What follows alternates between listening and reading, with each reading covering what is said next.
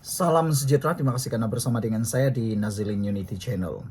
Langkah Rafizi, hadiah Rafizi selepas beliau kalah dalam pemilihan PKR baru-baru ini. Apa yang berlaku kepada Rafizi Ramli semasa Kongres Nasional Keadilan merupakan ulangan sejarah yang melahirkan reformasi 1998. Ternyata, mereka yang tidak mengambil ibrah atau dihukum kembali umpama kata George Santayana, "Those who cannot remember the past are committed to repeat it," kata beliau. Menariknya, berbeza nasib dengan kebanyakan mangsa di tangan para diktator dalam sejarah dunia, Rafizi sempat berundur dengan meninggalkan sebuah hadiah yang puitis, cara membina gelombang rakyat. Pada ucapan terakhirnya selaku timbalan Presiden PKR di Johor Bahru pada 20 Mei 2025, seakan dapat menebak nasibnya. Rafizi menghadiahkan kepada bakal timbalan Presiden yang baru petua-petua membina kebangkitan rakyat ke arah kejayaan dalam pilihan raya. Jelajah hiruk yang digerakkan oleh Rafizi walaupun dalam tempo singkat membuktikan bahwa angin rakyat boleh direkayasa sehingga kelihatan sangat organik. Pendekatan Rafizi ini tidak diragui merupakan sebuah uji kaji yang telah pun berjaya. Bagi Rafizi, gelombang rakyat berpunca daripada dorongan emosi dan tindakan simbolik demi mencapai perubahan politik. Rafizi benar selari dengan buku The Crowd, A Study of the Popular Mind of Gustav Le Bon apabila menyatakan bahawa perubahan bukan digerakkan oleh otak tetapi oleh emosi. Selain emosi, hal terpenting lain ialah suasana yang memihak. Dalam jelajahnya, Rafizi memberi naratif bahawa PKR kini diuji dengan kuasa. Imajinasi yang dibinanya ini sangat menangkap kerana sejarah politik tanah air sering merakamkan pelbagai kecurigaan tak kala terbuai dengan kekuasaan. Walau bagaimanapun, naratif yang imajinatif sahaja takkan berguna sekiranya tidak dikarang dengan sebaiknya. Skrip yang digunakan oleh Rafizi lengkap dengan himbauan cerita-cerita sebelum ini, khususnya membangkitkan kezaliman Mahathir terhadap Anwar sejak tahun 1998. Bahkan ketika ramai yang meminta dirinya pasrah terhadap segala kecurangan dalam pemilihan PKR, beliau cerdas membangkitkan pertanyaan, apakah Anwar juga pasrah tak kala Mahathir menzaliminya pada tahun 1998. Manusia seperti Rafizi sama seperti Anwar pada tahun 1998 adalah no nonsense. Alang-alang menyeluk pekasam biar sampai ke pangkalangan. Kini, episod Anwar berulang kepada Rafizi. Puncanya sama sekali tidak dapat menerima amalan memunggah kekayaan ketika berkuasa. Sungguh pun begitu, naratif dan skrip yang sekemas manapun, sekalipun sekiranya tidak dipersembahkan dengan bergaya oleh aktor berbakat, pasti takkan menghasilkan teater politik yang memukau. Akan tetapi, Rafizi juga kebetulan adalah aktor politik yang cemerlang. Kombinasi pidatonya sejitu Mahathir dan segairah Anwar. Beliau malahan berjaya menonjolkan dirinya sebagai reformis yang lebih tulen berbanding Anwar. Keupayaan Rafizi menempatkan dirinya sebagai reformis sejati, sama ada dengan atau tanpa ujian kuasa, ini diraikan oleh khalayak sepanjang jelajahnya. Kita dapat melihat ketangkasan Rafizi mengubah pentas parti menjadi pentas negara, yang awal-awal disebutnya bahawa matlamat kempennya bukanlah jawatan timbalan Presiden Parti. Sambutan hangat terhadap kempen menghidupkan idealisme reformasi ini dibantu dengan kepintaran Rafizi memanfaatkan segala media yang ada. Kerana itu, terdapat jurang yang ketara antara penerimaan khalayak terhadap damai berbanding hiruk, khususnya dalam media sosial. Sebahagian penganalisis mungkin menganggap pertembungan mereka ini adalah ribut dalam cawan yang sifatnya sementara. Namun, kalau Anwar Ibrahim memiliki secebis kepekaan terhadap apa yang bergelora di kalangan rakyat, maka seharusnya sudah boleh mengira hari-hari penggal terakhirnya. Kini citra yang terletak dalam fikiran rakyat ialah PKR mulai kecundang dalam ujian kuasa. Rafizi memang kalah dalam pertempuran tetapi belum kalah dalam peperangan. Beliau sendiri menyebut bahawa dirinya tidak menghabiskan semua pelurunya sekaligus. Sentiasa ada 9 nyawa yang boleh dijulur-julurkannya. Malah, dengan siri jelajahnya, Rafizi Bingkas memanfaatkan sebarang ruang dengan membina momentum rakyat melampaui cakupan kempen pemilihan parti. Semuanya diadun menjadi mise en scene yang berjaya menghasilkan drama politik yang mendebarkan tetapi mempesonakan bak pertarungan dalam UFC. Selain itu, Rafizi pandai bermain-main dengan masa depan. Dalam sindiran beliau menyatakan bahawa demi nama baik Anwar, Nurul Izzah Anwar mesti dimenangkan. Terbukti Nurul Izzah menang. Tetapi nama baik Anwar tetap sahaja terpalit dengan nepotisme terlepas apapun alasan demokratiknya. Dengan gabungan naratif idealisme reformis, skrip bertemakan ujian dalam kuasa dan memanfaatkan saluran digital, Rafizi mengubah cerita yang masuk akal hingga memaut jiwa-jiwa yang sekian lama mual dengan sandiwara kuasa dan politik kelas tinggi. Arus ini bukan sekadar sebuah seni perlawanan, tetapi juga sebuah hadiah Rafizi untuk putri reformasi. Namun, Nurul Izzah yang kini menjadi panglima perang selaku timbalan Presiden PKR, jangan mudah gembira. Meskipun nampak sekali dirinya berpura-pura tidak bergembira saat diumumkan kemenangannya. Hadiah tersebut mempunyai kuncinya, keaslian. Jelas sekali terserlah kegembiraan kawanan damai saat diumumkan kekalahan Rafizi. Sorai-sorai bergemuruh dikala Rafizi memaksa dirinya berada sepentas dengan Anwar. Walhal euforia kemenangan ini sebenarnya adalah permulaan detik kejatuhan diri mereka sendiri. Sepanjang kempennya, persembahan politik Nurul Izzah terserlah pelbagai kepincangan. Himpunan reaksi yang terdapat dalam media sosial telah pun menelanjangkannya bulat-bulat. Niatnya dicurigai, pidatonya diteran-teran, catur politiknya bersimpang siur. Semuanya ibarat kemunafikan Kamala Harris versi Malaya, Malaysia. Justru walaupun ini adalah hadiah istimewa Rafizi untuknya, tetapi tanpa persembahan yang autentik semuanya tidak bererti. Hadiah tersebut hakikatnya lebih tepat ditujukan kepada generasi yang ingin mewarisi idealisme reformasi meskipun seberat manapun ujian kuasanya. Ringkasnya, Anwar memang menyalakan obor reformasi, namun nikmat kuasa memadamkannya. Tanpa hadiah bermakna ini, kita mungkin masih lagi mengira bahawa jiwa reformasi takkan selama-lamanya berpisah daripada raga asalnya. Ditulis oleh Afiq Fitri, merupakan anggota Diskopi, sebuah perkumpulan perbincangan yang berpengkalan di Universiti Kebangsaan Malaysia UKM.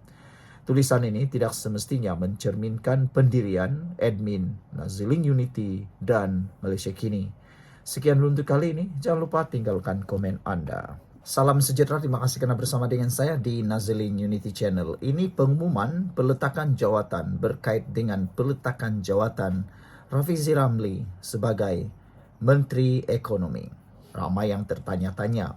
Tapi yang peliknya, yang paling tertanya-tanya bukan pemimpin PKR, bukan ahli PKR. Tapi walaun dan juga pembangkang, entahlah apa yang mereka harapkan sebenarnya Rafizi umumkan. Mereka tertanya-tanya, mungkin mereka sebenarnya menunggu berita benar-benar Rafizi letak jawatan. Bila Rafizi letak jawatan, mereka akan tunggang. Kononnya kerajaan sekarang bergaduh. Kononnya sekarang kerajaan tidak stabil lagi. Disitulah mereka akan mula pancing sini sana Dan sebenarnya dapat kelihatan bahwa ada niat pembangkang untuk memancing Rafizi menyertai payung besar mereka. Ada pemimpin-pemimpin tertentu yang sudah pun menyatakan kononnya Rafizi sesuai untuk payung besar. Siapa payung besar? Mungkin yang dimaksudkan ialah Perikatan Nasional. Malangnya, malam ini diumumkan secara sah bahwa tiada maklumat berkaitan kedudukan Rafizi dalam kabinet.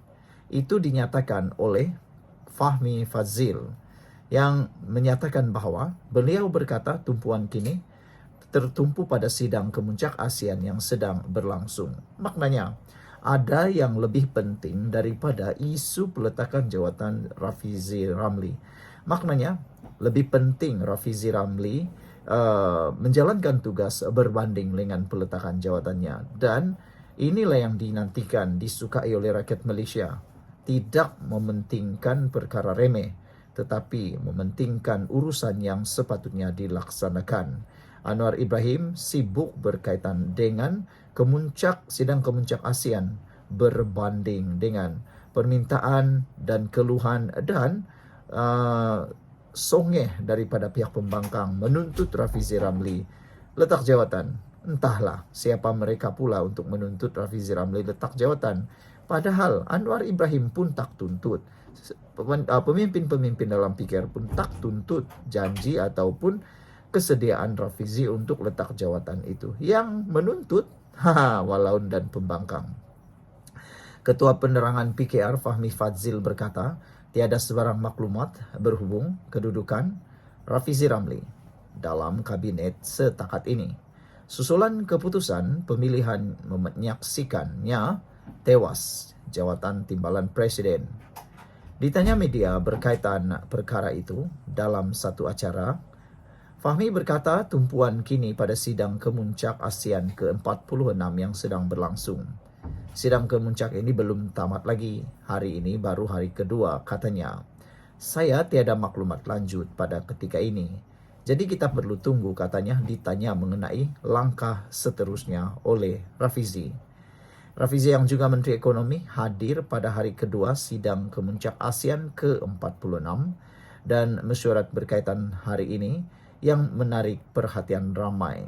Kehadirannya menarik perhatian susulan spekulasi mengenai masa depannya dalam Jemaah Menteri selepas tewas pemilihan jawatan timbalan Presiden PKR Jumaat lalu. Pada 10 Mei lalu, ahli Parlimen Pandan itu berkata beliau sedia meletak jawatan dalam kabinet jika gagal mempertahankan kedudukan dimenangi pada pemilihan 2022. Rafizi yang mendapat 3,866 undi tewas kepada Nurul Izzah Anwar yang memperoleh 9,803 undi. FMT telah menghubungi Setiausaha Akhbar Rafizi untuk mendapatkan komen. Pada pendapat saya secara pribadi, Rafizi tidak perlu letak jawatan. Buat apa lagi nak letak jawatan? Jawatan itu bukan untuk dijual beli. Jawatan itu adalah amanah yang perlu dipegang oleh Rafizi. Dan pada pandangan saya, Rafizi masih relevan, masih layak memegang jawatan tersebut. Takkanlah nak lantik orang lain pula kan? Siapakah yang mungkin anda fikir boleh menggantikan Rafizi sebagai Menteri Ekonomi kalau Rafizi letak jawatan? Nurul Izzah pun tak boleh kerana beliau bukan ahli parlimen. Nurul Izzah tak boleh gantikan Rafizi. Dia perlu dilantik dahulu jadi senator, barulah dia boleh menggantikan Rafizi kalau benar itu berlaku. Sekian dulu, kita jumpa lagi. Salam sejahtera, terima kasih karena bersama dengan saya di Nazilin Unity Channel. Habislah Muhyiddin dan habislah Perikatan Nasional, kata netizen selepas keputusan berkait dengan pendirian GRS dan Pakatan Harapan dalam PRN Sabah. Ini kalau benar-benar berlaku, boleh kata sah Sabah milik gabungan PH, GRS dan BN.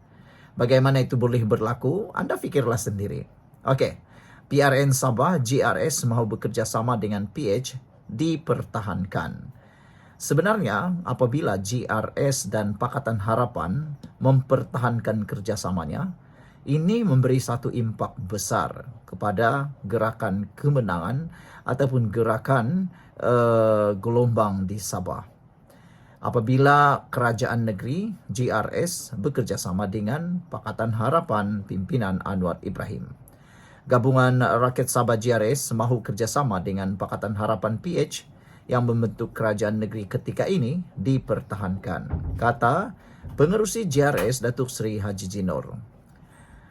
Pada pendapat pemerhati politik, termasuklah saya, kalau GRS dan Pakatan Harapan dapat mempertahankan kerjasama mereka di Sabah, kemenangan 2/3 hampir boleh dikatakan bakal berjaya diperoleh. Boleh kata 2/3 kerusi akan menjadi milik Kerajaan Perpaduan pimpinan Anwar Ibrahim dan mungkin Kerajaan Perpaduan Kerajaan GRS Sabah, BN dan PH. Tiada yang mustahil dalam politik sebenarnya, saudara.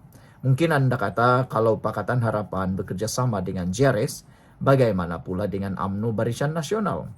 Mahukah Bung Mukhtar bekerjasama dengan GRS?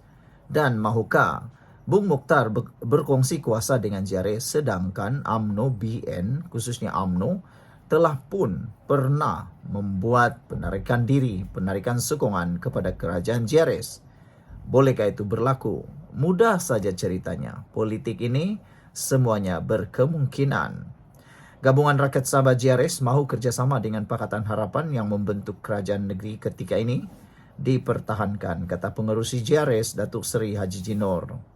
Ketua Menteri Sabah itu berkata, kerjasama antara kedua-dua gabungan parti berkenan ketika ini akan menjadi asas yang diambil kira dalam menentukan kerjasama politik bagi menghadapi pilihan raya negeri ke-17 akan datang. Beliau berkata perkara itu juga telah disampaikan kepada Perdana Menteri Datuk Seri Anwar Ibrahim dan pengumuman rasmi mengenai hasil perbincangan untuk membentuk kerjasama pada pilihan raya berkenan akan diberitahu kelak. Kita mahu kerjasama, kita pertahankan sekarang kerajaan GRS PH. Itu asas kita dan kita telah sampaikan kepada Perdana Menteri. Jadi, yang lain-lain kita akan berbincang, katanya kepada pemberita, selepas melancarkan JT dan merasmikan pengoperasian semula perkhidmatan feri penumpang Kota Kinabalu Labuan di Pelabuhan Kota Kinabalu hari ini. Haji Ji berkata demikian ketika diminta mengulas mengenai perkembangan perbincangan kerjasama antara GRS dengan gabungan dan parti lain pada PRN 17. Presiden Parti Gagasan Rakyat Sabah itu berkata, setakat ini belum ada sebarang keputusan muktamad berhubung PRN 17. Memandangkan Dewan Undangan Negeri DUN Sabah masih belum dibubarkan. Belum lagi pilihan raya. Bubar DUN pun belum. Sabar, kamu tunggu, nanti diberitahu, katanya lagi. Saudara, bagaimana pula pendapat Anda semua? Adakah GRS dan PH akan membentuk kerjasama? Saya rasa jawabannya iya.